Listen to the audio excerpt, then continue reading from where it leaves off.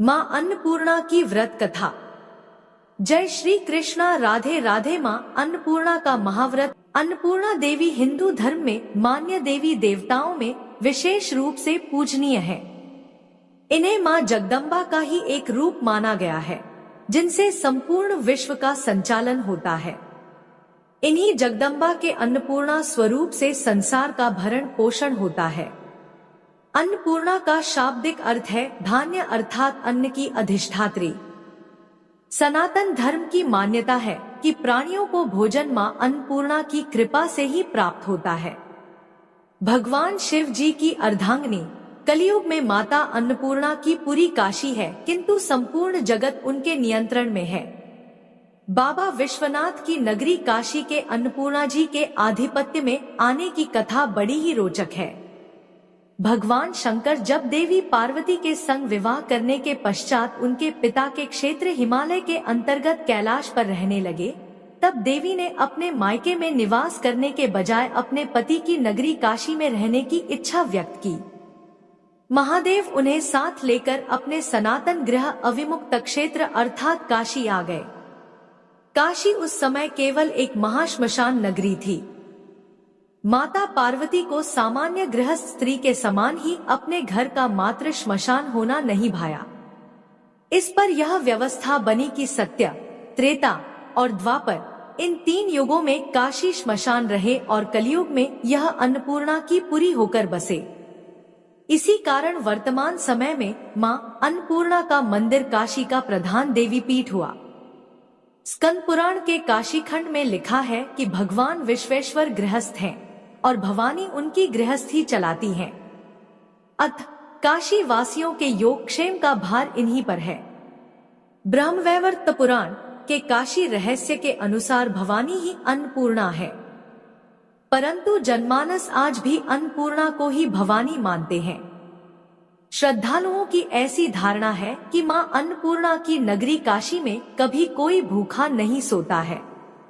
भगवती अन्नपूर्णा पृथ्वी पर साक्षात कल्पलता है, क्योंकि ये अपने भक्तों को मनोवांछित फल प्रदान करती है। स्वयं भगवान शंकर इनकी प्रशंसा में कहते हैं, मैं अपने 5 मुख से भी अन्नपूर्णा का पूरा गुणगान कर सकने में समर्थ नहीं हूँ। यद्यपि बाबा विश्वनाथ काशी में शरीर त्यागने वाले को तारक मंत्र देकर मुक्ति प्रदान करते हैं, तथापि इसकी याचना मां अन्नपूर्णा से ही की जाती है। गृहस्थ धन धान्य की तो योगी ज्ञान वैराग्य की भिक्षा इनसे मांगते हैं।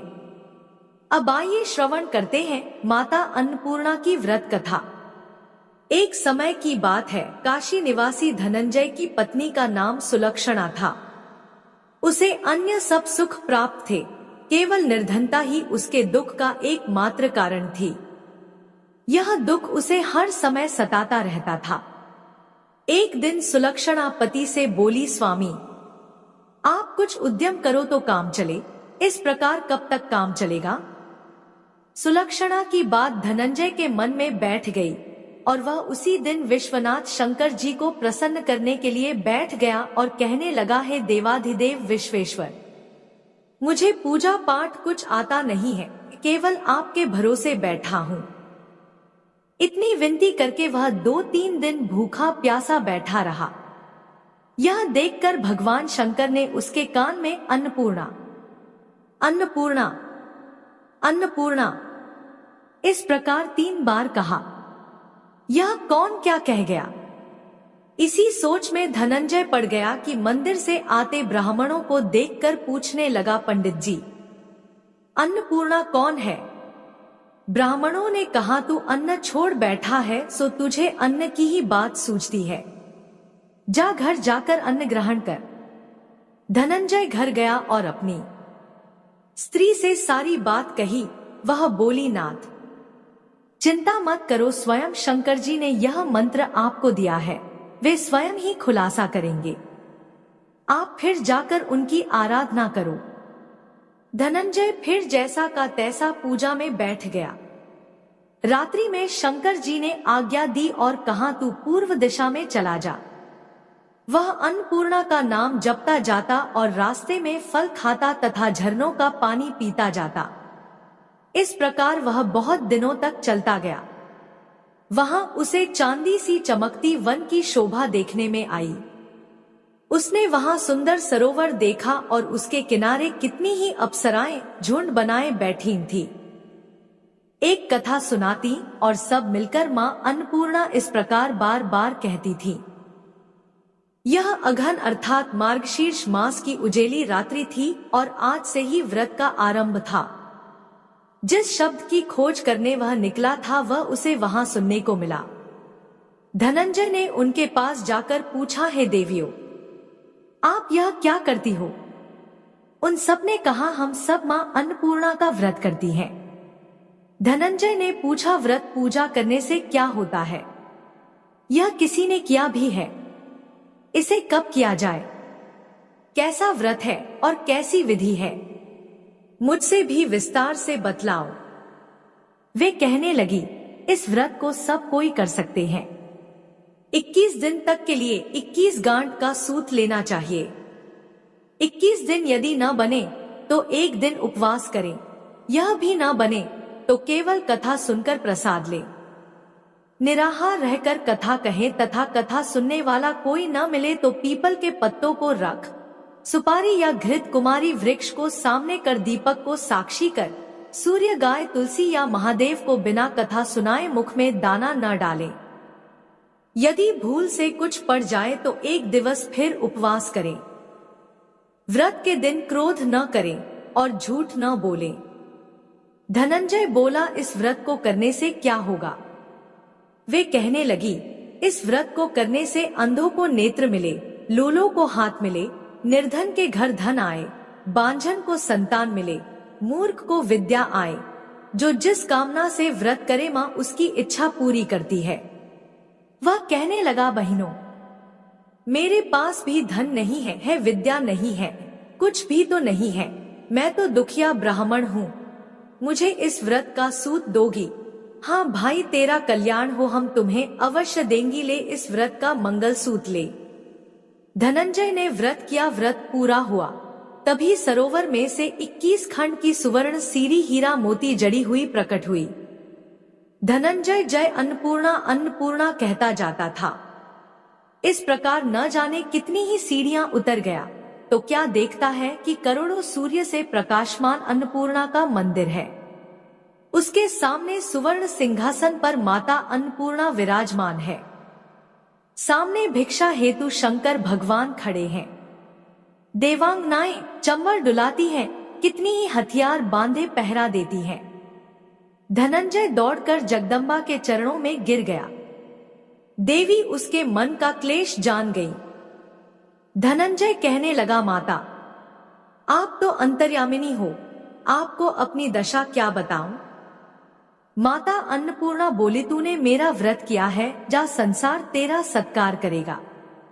माता ने धनंजय की जहनवा पर बीज मंत्र लिख दिया। अब तो उसके रोम रोम में विद्या प्रकट हो गई। इतने में क्या देखता है कि वह काशी विश्वनाथ के मंदिर में खड़ा है। मां का वरदान ले धनंजय घर आया। सुलक्षणा से सब बात कही। माता जी की कृपा से उसके घर में संपत्ति उमड़ने लगी। छोटा सा घर बहुत बड़ा गिना जाने लगा। जैसे शहद के छत्ते में मक्खियां जमा होती हैं, उसी प्रकार अनेक सगे संबंधी आकर उसकी बड़ाई करने लगे। कहने लगे, इतना धन और इतना बड़ा घर, सुंदर संतान नहीं तो इस कमाई का कौन भोग करेगा? सुलक्षणा से संतान नहीं है, इसलिए तुम दूसरा विवाह करो। अनिच्छा होते हुए भी धनंजय को दूसरा विवाह करना पड़ा और सती सुलक्षणा को सौत का दुख उठाना पड़ा। इस प्रकार दिन बीतते गए। फिर अघन मास आया।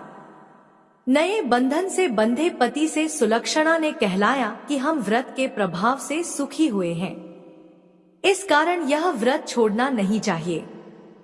यह माता जी का प्रताप है जो हम इतने संपन्न और सुखी हैं। सुलक्षणा की बात सुन धनंजय उसके यहाँ आया और व्रत में बैठ गया।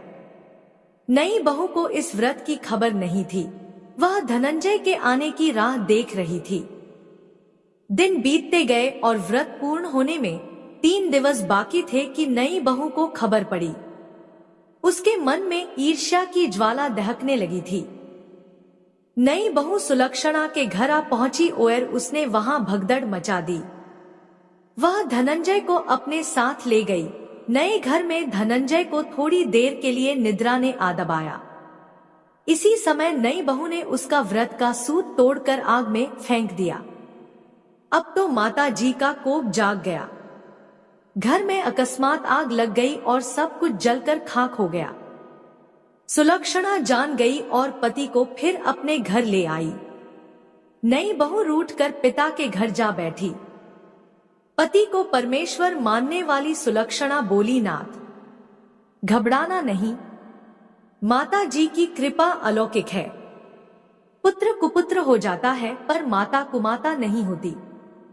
अब आप श्रद्धा और भक्ति से आराधना शुरू करो, वे जरूर हमारा कल्याण करेंगी। धनंजय फिर माता के पीछे पड़ गया। फिर वही सरोवर सीढ़ी प्रकट हुई, उसमें मां अन्नपूर्णा कहकर वह उतर गया। वहां जा माता जी के चरणों में रुदन करने लगा। माता प्रसन्न हो बोली, यह मेरी स्वर्ण की मूर्ति ले और इसकी पूजा करना, तू फिर सुखी हो जाएगा। जा, तुझे मेरा आशीर्वाद है। तेरी स्त्री सुलक्षणा ने श्रद्धा से मेरा व्रत किया है, उसे मैंने पुत्र दिया है। धनंजय ने आंखें खोली तो खुद को काशी विश्वनाथ के मंदिर में खड़ा पाया। वहां से फिर उसी प्रकार घर को आया। इधर सुलक्षणा के दिन चने और महीने पूरे होते ही पुत्र का जन्म हुआ। गांव में आश्चर्य की लहर दौड़ गई। इस प्रकार उसी गांव के निःसंतान सेठ के पुत्र होने पर उसने माता अन्नपूर्णा का मंदिर बनवा दिया। उसमें माता जी धूमधाम से पधारी, यज्ञ किया और धनंजय को मंदिर के आचार्य का पद दे दिया। जीविका के लिए मंदिर की दक्षिणा और रहने के लिए बड़ा सुंदर सा भवन दिया। धनंजय स्त्री पुत्र सहित वहां रहने लगा। माता जी की चढ़ावे में भरपूर आमदनी होने लगी। उधर नई बहू के पिता के घर डाका पड़ा और सब लुट गया। वे भीख मांगकर पेट भरने लगे। सुलक्षणा ने यह सुनी तो उन्हें बुलावा भेजा, अलग घर में रख लिया और उनके अन्न वस्त्र का प्रबंध कर दिया। धनंजय, सुलक्षणा और उसका पुत्र माता जी की कृपा से आनंद से रहने लगे। माता जी ने जैसे इनके भंडार भरे वैसे सबके भंडार भरे। अब आइए अन्नपूर्णा माता की दूसरी कथा का रसपान करते हैं। एक गांव में एक साहूकार परिवार था, जिसके 5 बेटे बहू और 2 बेटियां थी। 5 बेटों का और एक बड़ी बेटी का विवाह बहुत पहले हो चुका था। जब छोटी बेटी विवाह लायक हुई तो साहूकार दंपति ने एक अच्छा धनी परिवार देखकर धूमधाम के साथ अपनी लाडली छोटी बेटी का विवाह कर दिया। जिस घर में उनकी बेटी बहुकर जा रही थी, वह लड़का अपने माता पिता का इकलौता पुत्र था। जब नई बहू आई तो धनी परिवार बहुत खुश हुआ, क्योंकि नई बहू बहुत ही संस्कारी थी। बहू ने आते ही सारा घर संभाल लिया। उस घर में रुपयों, पैसों और धन की कोई कमी नहीं थी। शादी के 15-20 दिन निकल गए। तब एक दिन सास ने नई बहू को समझा दिया और कुछ जरूरी बातें बताई। सास ने अपनी बहू को कहा कि बहू, रोज सुबह नहाने धोने के बाद सबसे पहले ठाकुर जी की पूजा करना, पहली रोटी गाय को और आखिरी रोटी कुत्ते को देना मत भूलना। इस तरह उसने कुछ नियम कानून और कायदे भी अपनी बहू को समझाए। बहू ने अपनी सास के चरण छूकर रसोई घर में प्रवेश किया। बहू ने 4 लोगों के जितना खाना बनाकर रख दिया।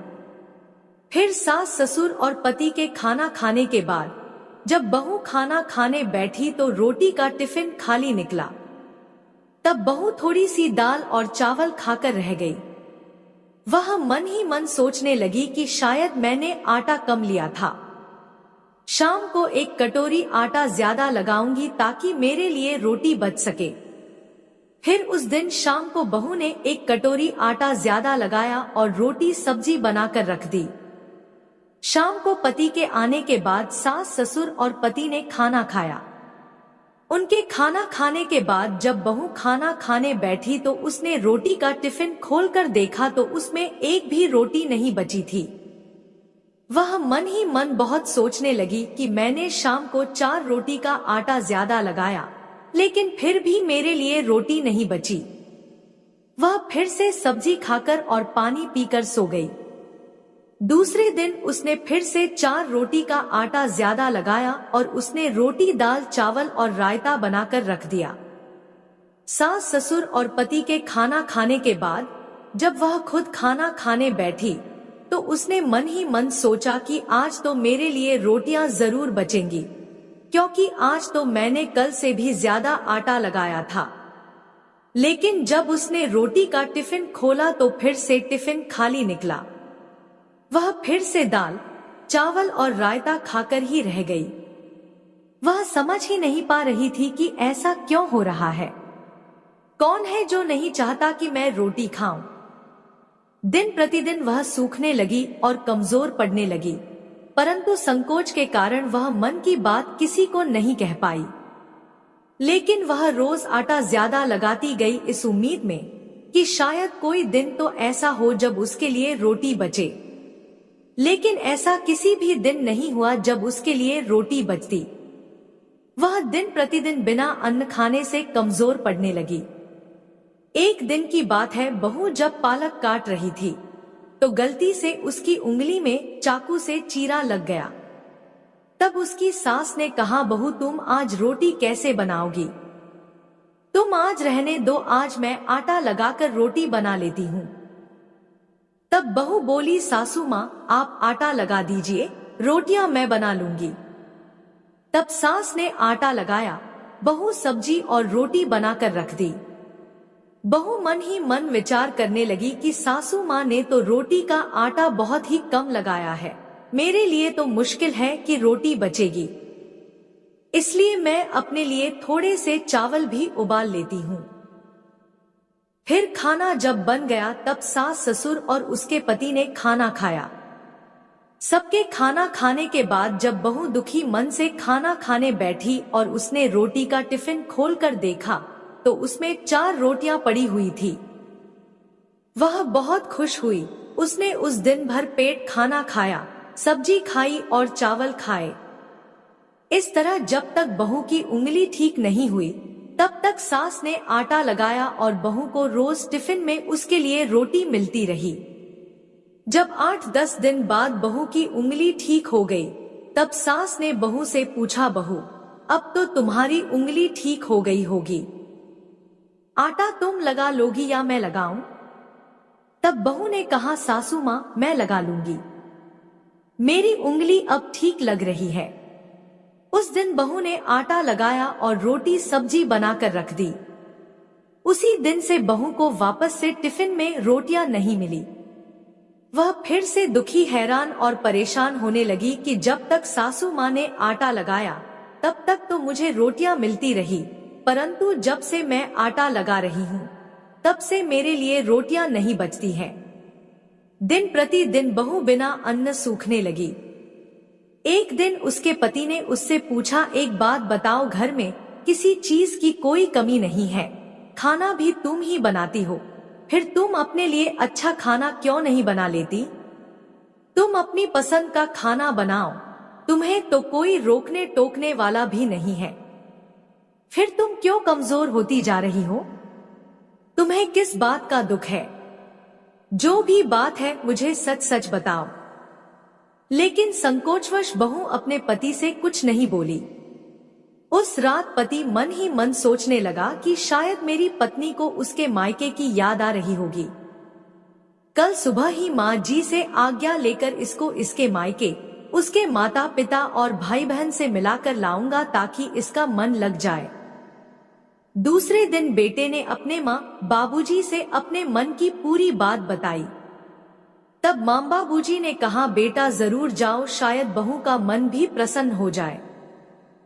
तब बेटा अपनी बहू को उसके मायके लेकर गया। साहूकार दंपति ने बेटी का खूब आवभगत किया और तरह तरह के व्यंजन बनाकर खिलाए। तब दोपहर में साहूकार दंपति अकेले में अपनी बेटी से बोले, बेटी तुझे ससुराल में क्या दुख है? क्या तुझे खाने को नहीं देते? क्या तेरे सास ससुर तुझसे अच्छा बर्ताव नहीं करते? तुझे किस बात का दुख है? तू इतनी कमजोर क्यों हो गई? तब बेटी ने पूरी सच्चाई बताई। उसकी दादी ने कहा, बेटी, हमारा तेरे ससुराल के बीच में बोलना ठीक नहीं रहेगा। बेटी, तेरे से मां अन्नपूर्णा नाराज है। अब की बार तू पूरी बात अपने सास ससुर और पति को बता देना, तब सब ठीक हो जाएगा। तब साहूकार दंपति ने अपनी बेटी और दामाद को खूब सारा धन देकर विदा कर दिया। जब बहू ससुराल में आई तो उसने अपने सास ससुर और पति के सामने रोटी वाली पूरी सच्चाई बताई और यह भी बताया कि जब मेरी उंगली में चोट लगी थी तब सासू माँ ने 8-10 दिन तक आटा लगाया। तब उन दिनों में रोज मेरे लिए रोटियां बनती थी, लेकिन जब वापस से मैं आटा लगाने लगी तो मेरे लिए रोटियां नहीं बचती। तब सास को पूरी बात समझ में आ गई।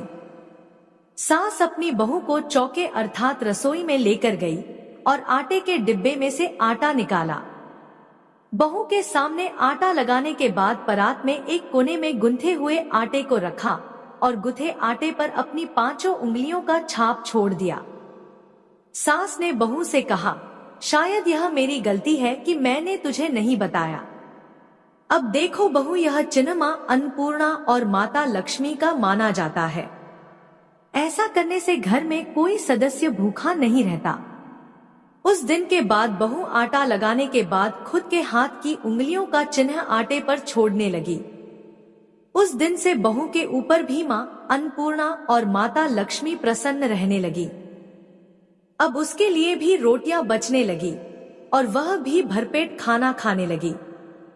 जय हो मां अन्नपूर्णा की, जय हो मां लक्ष्मी की। गुथे हुए आटे पर 5 उंगलियों का निशान मां अन्नपूर्णा और मां लक्ष्मी की उंगलियों का छाप होता है। तो प्रेम से बोलिए, लक्ष्मी नारायण की जय। आशा करती हूँ कि आपको कहानी पसंद आई होगी। कहानी पसंद आए तो चैनल को सब्सक्राइब करें और वीडियो को लाइक और शेयर करें। जय श्री कृष्णा, राधे राधे। आपका दिन शुभ और मंगलमय हो।